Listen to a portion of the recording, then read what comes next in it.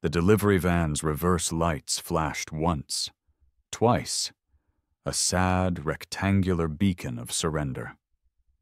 It pulled away from the curb, taking with it a cooler full of what was essentially life support for my daughter.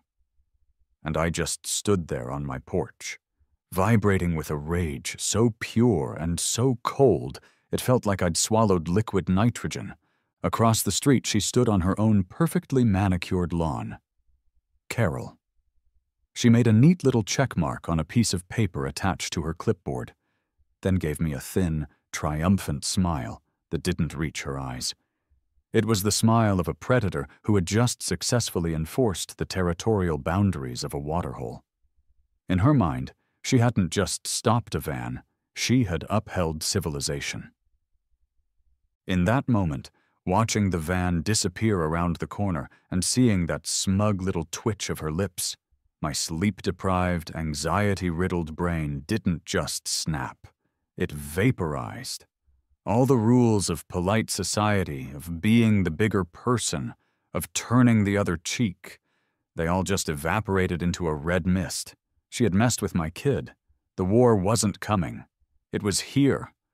To understand how I, a reasonably mild-mannered IT project manager, ended up on the verge of committing multiple suburban felonies over a cooler of specialized milk, you need to understand 3 things about my life at that exact moment. First, my daughter, Lily, was a warrior. She'd arrived 5 weeks ahead of schedule. A tiny, furious package of humanity weighing less than a bag of sugar. For the past 2 weeks, her home had been a clear plastic box in the St. Jude's neonatal intensive care unit. My life had become a meticulously scheduled loop of work, frantic drives to the hospital, and long hours spent staring through that plastic, my hand cupped over a porthole, just wanting to feel her grip my finger. Second, the milk was everything. It wasn't just milk. It was a high-calorie, nutrient-dense cocktail of donor milk and specialized formula, a liquid fortress designed by doctors to help premature babies grow. Every single drop was precious. It was delivered once a day in a temperature-controlled van, a daily miracle in a white, unmarked vehicle. That delivery was our lifeline, the one tangible thing we could control in a world that had spun completely out of it. And third, there was the Oakwood Creek Estates Homeowners Association, and its president, Carol.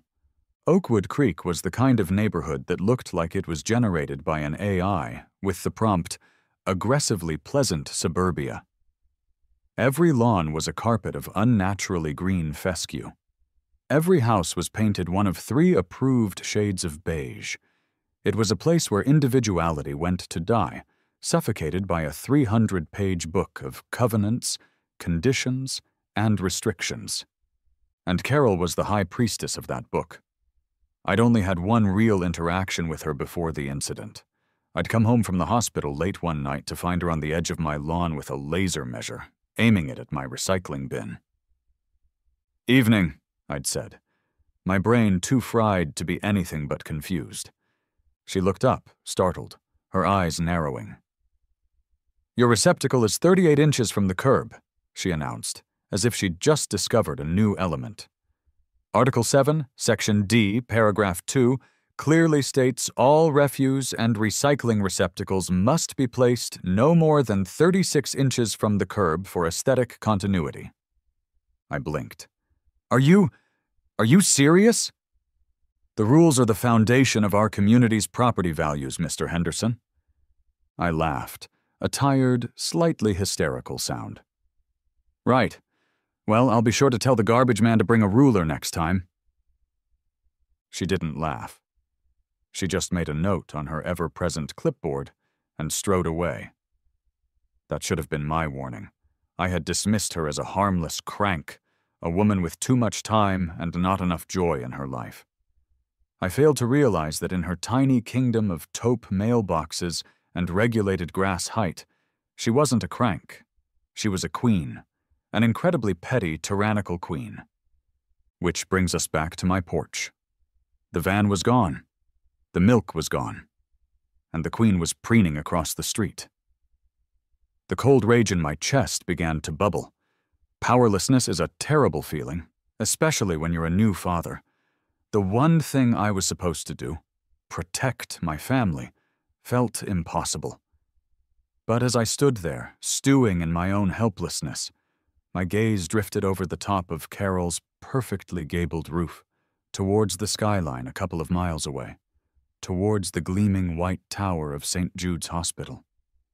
And that's when the stupidest, most brilliant, most fantastically illegal idea of my entire life began to bloom. It was 2 p.m. Delivery time. I was on a mind-numbing conference call in my home office, the one with the big window facing the street. I wasn't listening to the call. I was listening for the faint rumble of the Vital Milk delivery van, a sound that had become more comforting to me than a lullaby.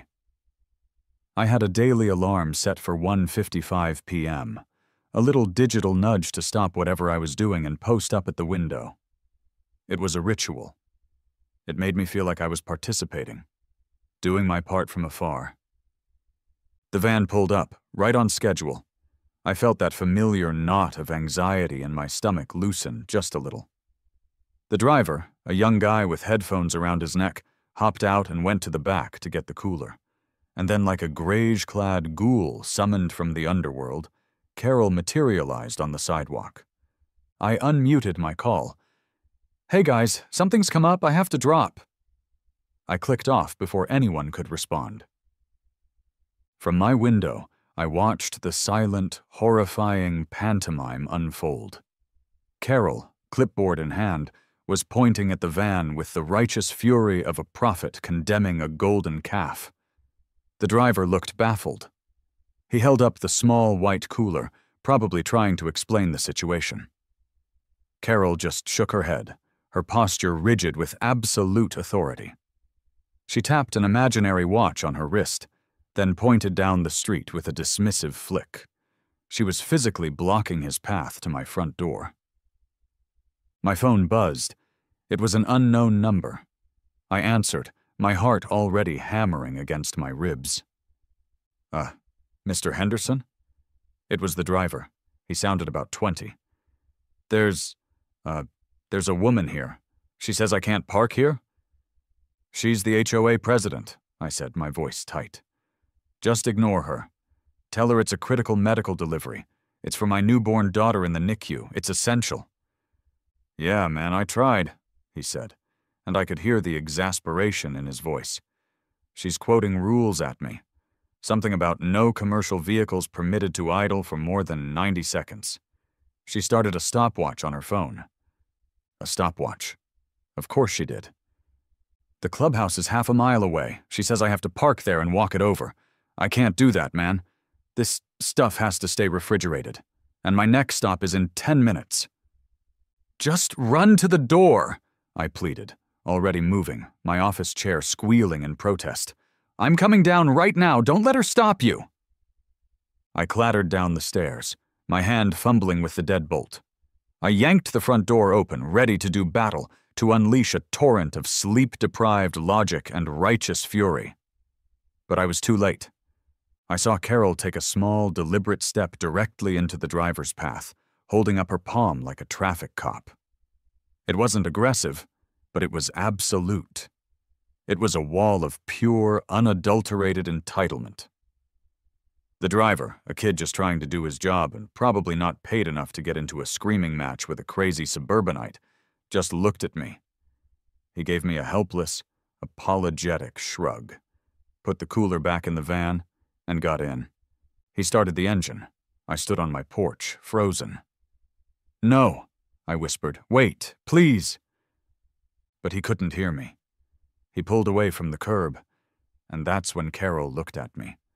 The smug, tight-lipped smile, the victorious checkmark on her clipboard, the self-satisfied strut as she turned and walked back to her own pristine house, her mission to preserve the beige tranquility of the neighborhood accomplished. I slammed the door so hard a picture frame rattled on the wall. The silence in the entryway was deafening. My first call was to the delivery company. A sympathetic but firm customer service rep explained that the driver was on a tight schedule with other medical deliveries and couldn't turn back. The next available window was tomorrow, 24 hours from now. My second call was to Sarah at the hospital. I tried to keep my voice even, to downplay it, but she could hear the tremor of rage underneath. She did what? Sarah's voice was thin with disbelief and exhaustion. Over a parking rule? Leo, did you tell him it was for Lily? I tried, honey. The driver tried. She wouldn't listen. I heard her take a shaky breath. Okay, it's okay. The nurses can mix something up from the hospital's supply for tonight. It's not the exact blend Lily's been doing so well on, but she'll be okay. Don't worry. But I was worrying. It was a setback. It was a disruption to the one fragile routine that was working. It was stress we absolutely did not need. We hung up, and I was left alone with my fury. I paced the living room from the window to the kitchen and back, a caged animal in a track of my own making. I felt utterly, completely powerless, beaten by a clipboard and a bylaw. I stopped at the window and looked out, past the identical houses, past Carol's kingdom of rules, towards the hospital.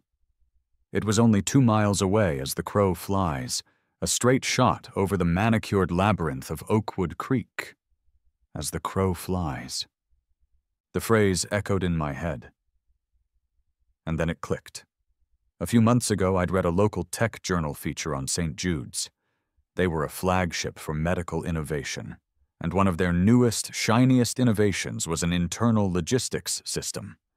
A small fleet of autonomous, GPS-guided quadcopter drones used to ferry urgent materials, lab samples, medications, blood bags, between the main hospital building and the new research wing on the other side of the campus. A journey that took 15 minutes by courier van in traffic could be done in 3 minutes by drone. And their flight path, a direct line between the two buildings, went right over my neighborhood. It was a stupid idea, a felonious idea, an idea that could land me in jail and on a national watch list. It was without a doubt the most perfect idea I had ever had. My fingers were already dialing before my conscious brain could object. "Dave," I said when he picked up, "I need your help with something that is technically, and I cannot stress this enough, a federal crime." There was a pause on the other end, but it wasn't a pause of hesitation. It was a pause of intrigued silence. "I'm in," Dave said, his voice buzzing with a familiar, chaotic energy. "What are we doing? Hacking the stock market? Faking my death for the insurance money?" "Please say it's the insurance one. I have some thoughts on that." Dave and I had been friends since college, where we'd bonded over a shared love of bad sci-fi movies and bending rules. I'd gone corporate. He'd gone freelance, becoming a cybersecurity consultant, a polite term for a guy companies paid to break into their systems and then tell them how he did it. He was a digital locksmith with a gleefully anarchic streak. "Better?" I said, the words tumbling out in a breathless, rage-fueled torrent. "We're going to borrow a hospital drone." I explained everything. The NICU, the milk, the van, the 90-second idling rule, the stopwatch, the smug smile. I laid it all out, the whole sordid suburban saga. When I finished, the line was quiet.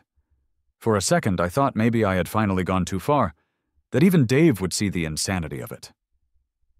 "Leo," he said finally, his voice unnervingly calm, "this is the single greatest idea you have ever had. It's noble, it's defiant, it's ludicrously high-tech. It's a heist movie with a breast pump. My laptop and I are on our way. Do you have coffee? We're going to need a lot of coffee." I hung up the phone and looked out the window. The sun was starting to dip lower in the sky, casting long shadows across the perfect lawns. It had been less than an hour since the van had driven away. The war was on, and I had just called in my air support. By the time Dave arrived, my dining room table looked less like a place for family meals and more like the mission control for a low-budget space launch. My laptop was open, Dave set his up next to mine, and a constellation of empty coffee mugs was already beginning to form. "Okay, walk me through it again," Dave said, cracking his knuckles with a series of loud pops. "Hospital uses drones.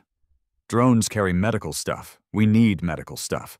So we politely ask a drone to make an unscheduled stop." "That's the gist of it," I said, pacing behind him. "Can we even do that? I mean, shouldn't a hospital have, like, military-grade security on their flying robots?" Dave let out a snort of derisive laughter. "Dude, you work in corporate IT. You know as well as I do that good enough is the gold standard for security. Everyone spends $1 million on a firewall and then gives the intern the admin password on a sticky note. Let me take a look." For the next hour, I watched him work, and it was like watching a concert pianist compose a symphony of chaos. His fingers flew across the keyboard, lines of code scrolling past on his screen. He muttered to himself, a running commentary of digital breaking and entering. "Ooh, interesting. They're using a standard commercial logistics platform, just with a fancy hospital logo skin on it. Let's poke the public-facing API. Oh, hello. What have we here?" He leaned closer to his screen, a slow grin spreading across his face. "Leo, my friend, you are not going to believe this." "What?" "Their navigation protocol authenticates via a token that refreshes every 60 seconds. Which is good, very secure," he said, typing furiously. "But the initial token request itself? It has a security vulnerability the size of Texas. It's like they built a bank vault and forgot to lock the front door. We can't take control of the drone directly, but we don't need to." He spun his laptop around.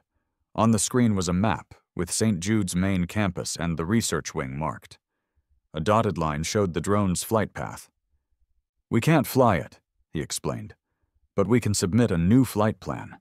We can spoof a priority delivery request that momentarily overrides the pre-programmed route. We can tell it there's a new temporary landing zone. A landing zone that just so happens to be right here." He clicked, and a red pin dropped squarely on my house. "My God, Leo. It's like putting in a change of address form with the post office, but for flying medical robots." The plan was taking shape, evolving from a rage-fueled fantasy into a terrifyingly plausible reality. Now we needed the payload. I called Sarah. "Okay, honey, don't freak out," I began, which is universally recognized as the worst way to start a sentence. I explained the plan. Her silence on the other end was heavy. "Leo," she said finally, her voice strained. "Are you insane? We can't hijack a hospital drone. That's not a thing people do." "Desperate times, Sarah," I pleaded. "Think of it as an unauthorized logistical rerouting. All I need you to do is talk to one of the nurses, one of the cool ones like Brenda. Ask her to pack up a cooler of Lily's milk and put it on the next internal drone transfer to the research wing. Tell her you have a friend working late in the lab there who is going to pick it up and drive it over to us to save time. It's a white lie to facilitate a victimless crime." There was another long pause. I could hear the faint beeping of hospital machines in the background. "Brenda is pretty cool," she conceded, and I could hear the flicker of a smile in her voice. Okay, fine, but if we end up on the news, I'm blaming you." "Deal," she called back 15 minutes later. "It's done," she whispered. "Brenda said it was a weird request, but she's a mom, she gets it. The next drone is scheduled for departure at 7:45 p.m. It'll be marked as a stat lab sample. You have one shot at this, Leo." The clock was ticking. Dave was finalizing the code. I went into the garage and found the long-handled net we used to fish leaves out of our non-existent swimming pool we couldn't afford. It would have to do. I put on a dark hoodie and went into the backyard, feeling like the world's most pathetic international spy. "Okay, Leo, you in position?" Dave's voice crackled through my phone's earbuds. "She's airborne. I'm uploading the new waypoint now." The request is accepted. Holy crap, it worked. It's deviating from its flight path. It's coming to you, buddy. ETA 90 seconds. My heart felt like it was trying to beat its way out of my chest. The quiet suburban evening was suddenly filled with a faint, high-pitched whirring sound. It grew louder, a mechanical buzz that sounded completely alien in the tranquil air. Then I saw it. A small, white quadcopter, its red and green lights blinking rhythmically, descended from the darkness above the treetops. It was heading right for my backyard. "It's here! I see it!" I hissed into the phone. "Okay, it should be initiating its automated landing sequence," Dave said. "It'll find a clear, flat spot and gently set down the payload." Except it didn't. The drone, accustomed to sterile concrete landing pads, was utterly baffled by my suburban backyard. It hovered 10 feet in the air, its sensors probably having a meltdown over the patio table, the swing set, and Sarah's meticulously curated garden gnomes. "It's just hovering," I whispered frantically. "It's spinning in a circle." "What? Hang on, I'm seeing its sensor feedback. It's flagging multiple landing obstructions," Dave said. "It thinks your garden gnome is a hostile entity. Leo, kick the gnome!" "I'm not kicking the—" The drone suddenly zipped sideways, its rotors churning the air, heading directly for the birdbath. "It's going for the birdbath. Abort! Abort!" "I'm trying. Get rid of the gnome, Leo. The fate of the mission depends on it." With a sigh that contained all the absurdity of the universe, I sprinted across the lawn and delivered a flying drop kick to a portly ceramic gnome holding a tiny fishing pole. It shattered into a dozen pieces just as the drone, its path now clear, made a final, wobbly descent. It didn't land gracefully. It sort of plopped down into the middle of Sarah's prize-winning azalea bush. There was a soft click, and a small, insulated cooler detached from its underbelly and dropped onto the mulch. "I have the package!" I yelled, army crawling through the shrubbery. I grabbed the cooler, a blessed cold weight in my hands. "Got it! Get it out of here!" "Rerouting now," Dave said. "Go, go, go!" The drone's motors whirred back to life. It lifted out of the bush, shedding leaves and twigs, ascended into the night sky, and zipped away, back on its original course as if nothing had happened. I scrambled back inside, my hoodie covered in dirt, my hair full of azalea petals, and placed the cooler on the kitchen counter like it was the Holy Grail. I opened it. Inside, nestled in cold packs, were bottles of milk for Lily. We had done it. We had actually done it. It was the most triumphant moment of my life. I should have known it wouldn't last. The next morning dawned bright and deceptively peaceful. I had actually slept for 4 hours straight, a new record. I was sipping coffee, feeling the smug satisfaction of a successful heist, when I saw it. 2 police cruisers, lights off, pulling up to the curb in front of my house. And standing on the sidewalk, clipboard in hand, pointing directly at my front door, was Carol. My smugness evaporated, replaced by a jolt of pure adrenaline. I took a deep breath, composed my face into what I hoped was a mask of mild-mannered bewilderment, and went to answer the door.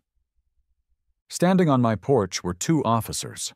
One was older, with a mustache that looked like it had seen its fair share of disappointment, and a name tag that read Miller. The other was younger, eager, with a Jenkins name tag polished to a high sheen. Behind them, hovering like a malevolent specter, was Carol. "Good morning, sir," Officer Jenkins said, all bright-eyed and official. "We received a report about some suspicious aerial activity in this area last night. Are you aware of any drone operations?" I widened my eyes, letting a little bit of the tired new dad truth seep into my performance. "A drone? Wow, that's crazy," I said, running a hand through my messy hair. "Was it one of those Amazon delivery things? Man, I would kill for some same-day delivery on diapers right now. You know, for when the baby gets home. She's in the NICU, you see. It's been..." Well, it's been a lot. I was laying it on thick, but it was all true. I was exhausted. My daughter was in the NICU, and I would, in fact, kill for same-day diapers. Carol, however, was not buying it. "It wasn't Amazon," she snapped, stepping forward so she was practically flanking Officer Jenkins. "It was a commercial-grade surveillance drone. It was white, it had blinking lights, and it was spying on me before it landed right in his yard." Officer Miller, who had been silently observing the exchange with the weary air of a man who had seen every flavor of neighbor dispute, finally spoke.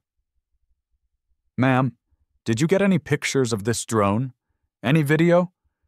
"It was too dark, and it was moving too fast," Carol insisted, her voice rising in pitch. "But I know what I saw. He's up to something. Drug running, probably, or corporate espionage." I had to actively fight the urge to laugh.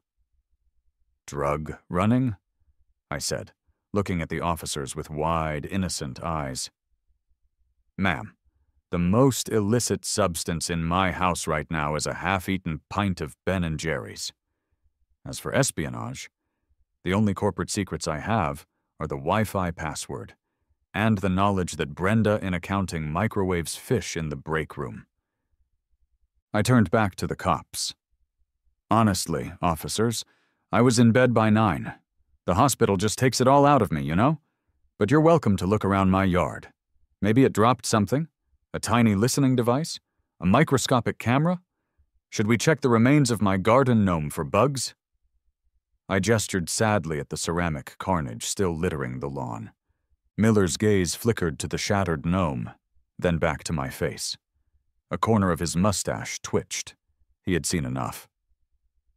"Sir, FAA regulations on private drone use are very strict," he said, his tone flat and reciting from memory. "Operating over private property without consent can carry heavy fines." "I'll keep that in mind if I ever decide to take up drone flying as a hobby," I said earnestly. He turned to Carol. "Ma'am, without any evidence, a photo, a piece of debris, another witness, there's nothing we can do. It's your word against his." Jenkins nodded, looking slightly crestfallen that he wouldn't be cracking a major suburban espionage ring today. They turned to leave. Carol was vibrating with impotent fury. As the officers got back in their cars, she marched right up to the edge of my porch. Her eyes were little slits of pure venom. "I know you did something," she hissed, her voice low. "And I will find out what it is. I run this neighborhood, and you, Mr. Henderson, are in violation." "Is that a threat, Carol?" I asked, my voice equally quiet. "Or just another line from your HOA manifesto?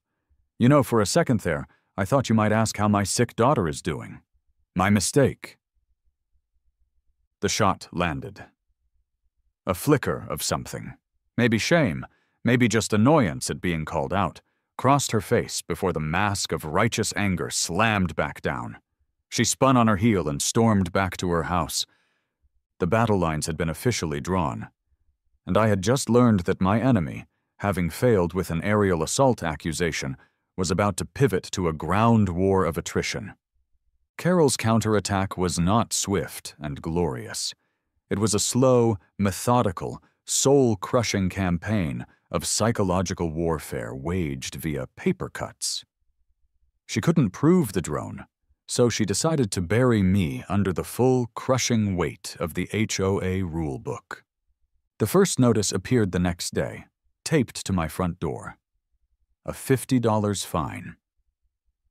Violation, grass height. Apparently, my lawn, in a shocking display of natural abandon, had reached a height of 3.25 inches in several places, a full quarter-inch over the mandated 3-inch limit. The notice included a blurry photo, with a ruler stuck in the grass as evidence. The next day, another one. $75. Violation. Unapproved perennial planting. Sarah's azalea bush, the one that had bravely served as a landing pad for Operation Lactose Liberation, was not on the pre-approved list of shrubbery for Zone 4 front-facing horticultural displays. It was death by 1,000 paper cuts, a new violation every single day. Wednesday holiday decoration violation, $25.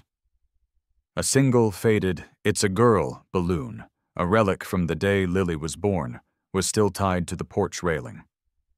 Apparently, it was more than 7 days post-event. A flagrant breach of celebratory protocol. Thursday. Improperly stored garbage receptacle, $50. I had left our bin at the curb for 3 hours after the truck had come by, making it visible from the street during non-collection hours. By Friday, the fines totaled over $500. Each notice was a little paper missile launched from across the street, a constant reminder that I was being watched by a woman with a measuring tape and a vendetta. Sarah was at her wit's end. "This is harassment, Leo," she said, her voice trembling with stress as she looked at the stack of violations on the counter. "Maybe we should just pay them. Maybe we should just move." "No," I said, my jaw tight. "No, I am not going to be bullied out of my own home by a petty tyrant with a clipboard. There has to be a way to fight back." "But how?" She was using the rules, the very foundation of the neighborhood, as her weapon. I couldn't fight the rules. Or could I? That night, sleep was a distant fantasy. Fueled by a potent cocktail of spite and lukewarm coffee, I did something truly insane. I went to the Oakwood Creek Estates HOA website, found the covenants, conditions, and restrictions document, and clicked print.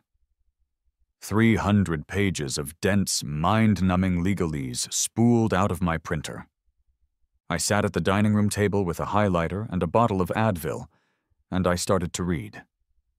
I read about approved paint colors, 27 shades of beige. I read about lawn maintenance schedules. I read about the prohibition of political signs, garden sheds, and above-ground pools. It was a masterclass in institutionalized boredom. My eyes glazed over. My brain threatened to shut down. And then, around 3 a.m., buried deep in Section 14, property line disputes and fencing, I found it. It was beautiful. It was a loophole forged in the fiery heart of bureaucratic oversight.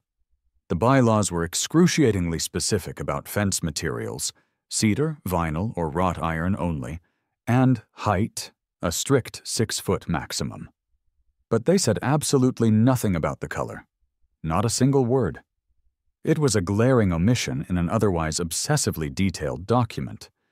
But that wasn't the best part. An addendum, dated 1987, clarified the role of the Architectural Review Committee, the 3-person board that approved all external modifications. The addendum stated that the committee was required to approve any submission that met the black and white structural and material requirements laid out in the bylaws. Its role was not to judge on subjective, aesthetic grounds. As long as you checked the boxes, they had to give you the rubber stamp. A slow, evil, magnificent grin spread across my face. An idea began to form. A glorious, hideous, perfectly legal plan of pro-revenge. I wasn't going to play defense anymore. I was going to build a monument. I picked up my phone, my fingers flying across the screen as I Googled fencing contractors near me. The first result looked promising. I clicked to call. A groggy voice answered. "Mike's Fencing, you got Mike." "Hi, Mike," I said, my own voice buzzing with newfound energy. "My name is Leo. I'm looking to get a quote on a fence. A 6-foot privacy fence, standard cedar. Now, I have a somewhat unusual request regarding the paint job." Mike, the contractor, was a mountain in a flannel shirt. He had a thick, graying beard that looked like it had stories to tell, and hands that could probably crush a cinder block. He strode onto my property the next afternoon with a notepad and a measuring wheel, exuding an aura of no-nonsense competence. I walked him along the property line, the one that ran directly adjacent to Carol's house. It was a straight shot, passing her prize-winning rose garden, her meticulously edged flower beds, and most importantly, her large living room window. "So, standard 6-foot cedar privacy fence, right along this line here," I said, trying to sound casual. "But, and this is the important part, I want the side facing my yard to be plain, unstained cedar." "The side facing her yard, however, I want painted," Mike grunted, making a note. "Okay, what color you thinking? Match the trim on your house?" I took a deep breath. "No. I want each individual picket to be a different color, the most obnoxious, clashing neon colors you can find in your paint supplier's catalog. I want you to think clown threw up on a unicorn. I want it to be visible from space." Mike stopped writing. He slowly looked up from his notepad, then over at Carol's impeccably beige house, then back at me. He had an expression of profound confusion on his face. "And," I continued, pressing my advantage, "on the section of the fence directly in front of her living room window, I want a mural." Mike just stared at me, his pen hovering over the paper. A slow grin began to spread across his face, crinkling the corners of his eyes. "A mural," he repeated, the words tasting delicious in his mouth. "A mural of what?" "I was thinking a photorealistic rendering of a garden gnome," I said. "A massive one, 12 feet wide, winking." The dam broke. Mike let out a deep, rumbling laugh that seemed to shake the very ground beneath our feet. He slapped his knee and roared. It was the most beautiful sound I had ever heard. When he finally caught his breath, he wiped a tear from his eye. "Okay, buddy," he wheezed. "You gotta tell me what this lady did to you." And so I told him. I told him everything. The NICU, Lily, the milk delivery, the stopwatch, the drone, the shattered gnome, the blizzard of fines. I laid out the entire saga. By the time I was done, Mike was no longer a contractor. He was an ally. He was a co-conspirator. "That woman," he said, shaking his head with a look of awe, "is a piece of work. Son, it would be my patriotic duty to build this fence for you." He scribbled a number on his notepad and showed it to me. It was significantly lower than I expected. "That's the righteous indignation discount," he said with a wink. "My guys will love this job. We'll put our best, most disruptive crew on it." That evening, I typed up the official proposal. I cited the exact bylaw numbers for fence height and materials. I included a diagram. Under the Finish section, I simply wrote, "Exterior-grade latex paint, assorted colors." I attached a sketch of the winking gnome mural, labeling it as decorative artwork. I submitted it through the HOA's online portal to the Architectural Review Committee. 48 hours later, an automated email landed in my inbox. "Dear Mr. Henderson, your project submission #734 THEFEF has been reviewed and approved. Please ensure all work complies with city ordinances." They had rubber-stamped it. They had actually done it. I printed the approval email, put it in a cheap black frame, and placed it on my mantelpiece. It was time to break ground. The symphony of construction began at 7:01 a.m. the following Monday. The earliest moment allowed by city noise ordinances. It started not with a whimper, but with the thunderous roar of a large flatbed truck backing up my driveway. It tilted its bed, and a mountain of fresh-cut cedar lumber slid off with a deafening crash that echoed through the silent, sleeping neighborhood. Mike's crew, a trio of cheerful, burly guys named Hector, Luis, and Sal, arrived moments later. They set up their saws, cranked a portable speaker to a festive mariachi station, and got to work. The air, once filled only with the gentle hum of sprinkler systems, was now thick with the whine of circular saws, the rhythmic thwack, thwack, thwack of nail guns, and the joyous sound of trumpets. Carol's front door flew open. She appeared on her porch in a silk bathrobe and a face like thunder. She marched to the edge of her lawn, a general surveying an invading army. "It is 7 o'clock in the morning," she shrieked over the music. "What is the meaning of this racket?" Mike, who had arrived to oversee the first day, ambled over with a thermos of coffee. "Morning, ma'am," he said cheerfully. "Just building a fence for your neighbor here. Perfectly within the legal time frame for construction, according to City Ordinance 14B. Have a nice day?" She sputtered, speechless with rage, and retreated into her house. 10 minutes later, a police cruiser pulled up. Officer Miller got out, his face etched with a familiar weariness. "Mike," he said, not even looking at me. "You got your permits for this?" Mike, ever prepared, held up a clipboard with the city permit and my framed HOA approval letter. "Right here, officer. City permit and a signed, sealed, and delivered approval from the Homeowners Association's own review committee." Miller glanced at the papers, then looked over at Carol, who was now watching intently from her window. He let out a long, slow sigh. He didn't even bother going to talk to her. He just got back in his car and drove away. The look of utter defeat on Carol's face, visible even through the glare of her window, was more satisfying than any cup of coffee. For the next few days, the work continued. The fence posts went in, the frame went up.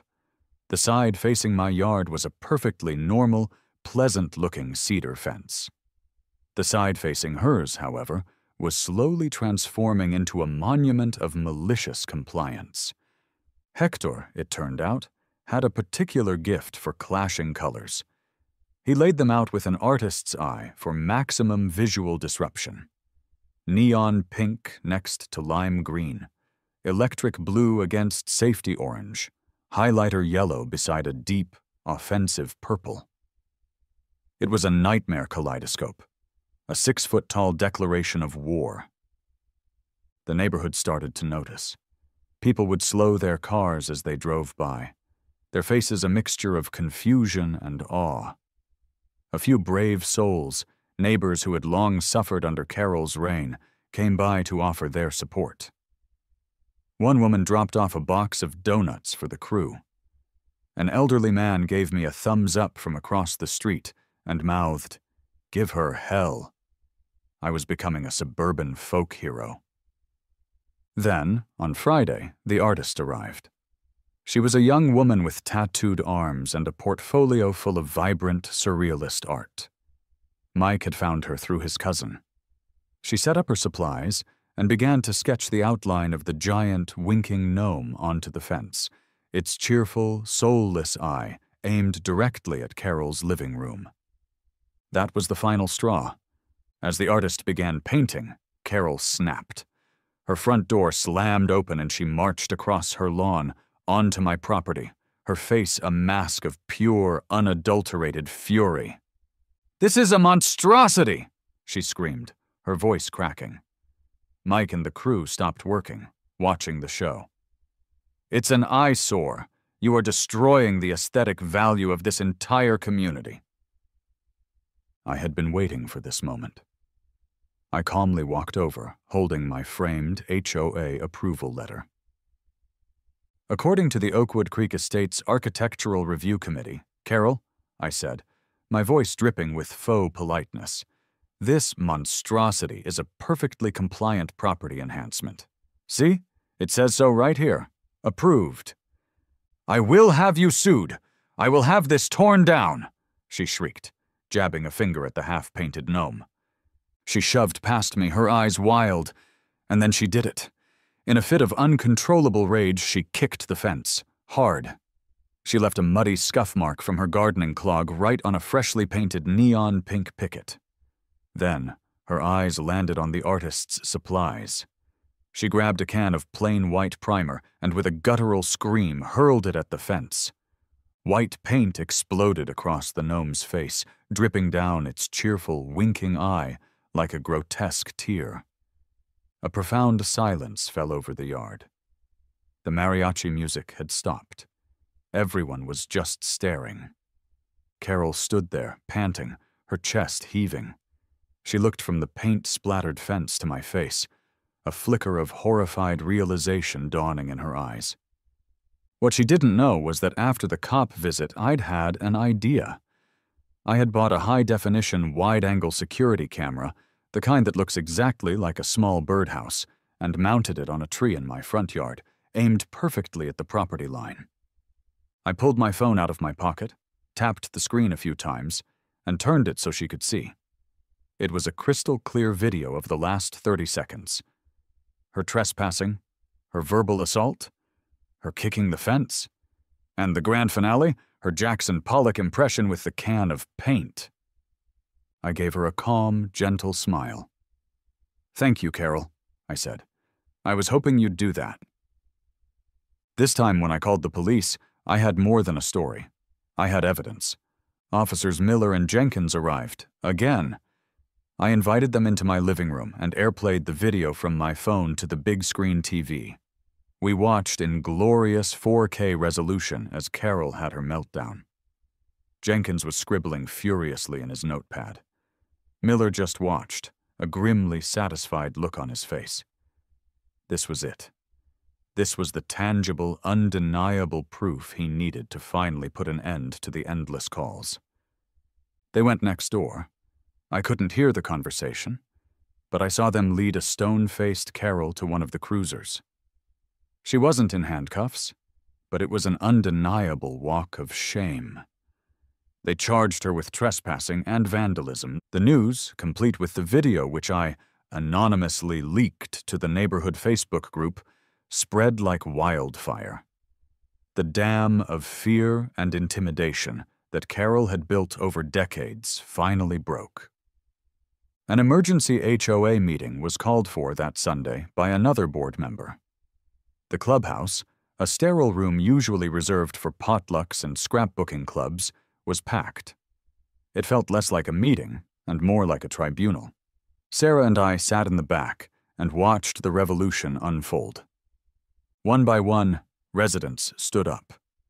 Mr. Gable from down the street told the story of how Carol fined him $200 because his granddaughter's chalk drawings on the sidewalk were an unapproved surface modification. A young couple new to the neighborhood detailed how Carol had tried to force them to re-sod their entire lawn because they used a different, non-approved species of fescue. The stories just kept coming. Decades of petty tyranny, of soul-crushing pedantry, all coming to light under the harsh fluorescent lights of the clubhouse. Finally, a motion was made from the floor, a vote of no confidence in Carol's presidency. It was a landslide, nearly unanimous. In a single motion, she was stripped of her presidency and her position on the board. Her husband, a quiet, beige man I'd rarely seen, sat beside her, staring at his hands the entire time. When the vote came through, he didn't look angry. He looked for the first time relieved. The new HOA president, a reasonable woman named Martha, who had been one of the first to offer her support, immediately proposed a full review of the bylaws. Her first official act was to formally dismiss every single one of my outstanding fines. The legal system did its part, too. Faced with irrefutable video evidence, Carol pled no contest. She was given a fine and community service, and in a moment of beautiful, poetic justice, the judge ordered her to pay for the full cost of repairing the damages to my property, specifically for the mural to be repainted. I, of course, had the artist make one small addition. This time the massive winking gnome had a single, glistening, photorealistic tear rolling down its cheek. A month later, the world was a different place. The fence stood, proud and loud, a ridiculous monument to the absurdity of it all. The neighborhood was lighter. People were planting flowers that weren't on the approved list. Kids were leaving their bikes on the lawn. A quiet beige rebellion had taken place. Carol had become a ghost, seen only when she was getting her mail, her aura of authority completely gone. But none of that was the important part. The important part was that I was parking our car, driving at a ridiculously slow and careful speed, and Sarah was in the passenger seat, turned around, watching the back. We were finally bringing Lily home. She was still tiny, but she was strong, a fighter. We carried her inside in her car seat, a precious sleeping bundle, and our house finally truly felt like a home. Later that evening, after we'd gotten her settled, Sarah and I stood at the kitchen window, looking out into the backyard. The setting sun caught the colors of the fence, making them glow with an almost radioactive intensity. Sarah leaned her head on my shoulder. "You know," she said with a tired smile, "I hate to admit it, but that monstrosity has really grown on me." "It's not a monstrosity," I said, putting my arm around her. "It's a landmark. It's the Great Wall of Petty. It's a reminder." She looked up at me. "A reminder of what?" I looked from the ridiculous winking gnome on the fence to the quiet nursery where our daughter was sleeping. The whole insane ordeal, the rage, the drone, the cops, the war of bylaws, it all settled into a strange, clear perspective. "It's a reminder," I said, "that if you mess with a sleep-deprived dad, you get the gnome. You do what you have to do for your family." And as I stood there, with my wife beside me and my daughter finally home, I looked at that hideous, beautiful, triumphant fence, and I knew with absolute certainty that I wouldn't change a single, glorious, neon-colored thing.